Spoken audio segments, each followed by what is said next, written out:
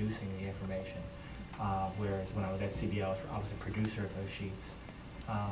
So it's consuming it, manipulating it, and then trying to get buy-in and consensus from the rest of the caucus. So there's a lot of meeting and negotiating with other staff, running from this hearing to that hearing, putting on a hearing, and you know, trying to advise your members on what we think the right policy is.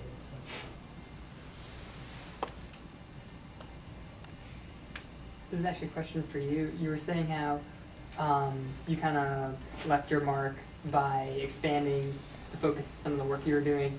How much flexibility do you have to do? Like, was that like, oh, I'm going to do all this extra work now? Or was it? Well, actually, I think if, you know, kind of how you're saying December is really busy for you.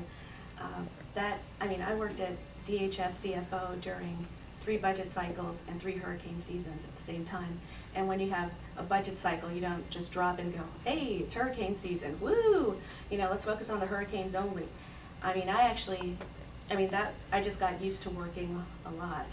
You know, yeah, we had a lot of late hours. So it was pretty much, you know, if you had a call from OMB, you had to respond just like that. So I think, you know, for how we worked, because we were so short-staffed, because we worked such long hours, our CFO was actually very open in giving us more leniency than I guess other organizations. I think you also have to look at the organizational structure to kind of see what kind of leniency you're going to get as well. For example, the DHS CFO used to respond only to the Undersecretary for Management. Then there was, I guess they had a restructuring, and so it went to Undersecretary of Management, and then it went to the Secretary as well. So I know in the beginning, Undersecretary, I had a lot more leniency. And I think that's because we were short-staffed. So for example, the Departmental Management and Operations account, it was only about like $300 to $400 million, very small. But did I have the opportunity to get to know every political appointee in each office? Yes. Did I have the opportunity to work with Secretary Ridge, you know, Duncan Campbell, the chief of, good night, I worked with a lot of people. So, also that's another thing. If you want to really get, you know, if you really want to like tuck in and really work with an organization, I actually appreciated an organization than working in an established organization. I went from USDA, sorry, I hope nobody's from USDA. I went from USDA sitting back, you know, chewing on the grass in the overalls, watching the farm, you know, watching everything grow, to just getting thrown into like a pot of fire with, it's hurricane season, you know, here it was just mayhem.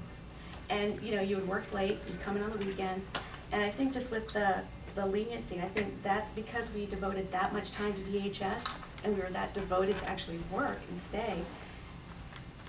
I guess Andy Maynard thought, I'll give them the opportunity to do what they want to do with their things. If I came up with a crazy idea and said, I want to just spend $10 billion on Guam, you know, of course he'd question it. But when I actually justified it, and I said, you know, you have federal funding, state funding, and that's it.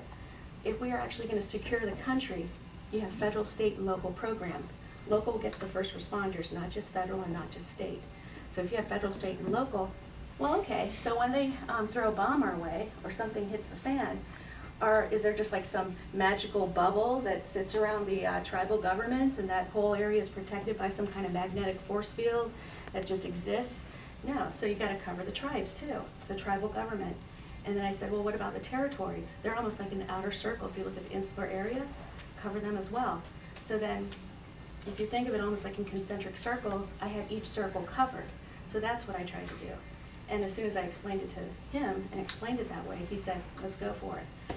And then we tried to move that over into the Office of State and Local Affairs, which did primarily our grants to first responders. Then that's what he liked.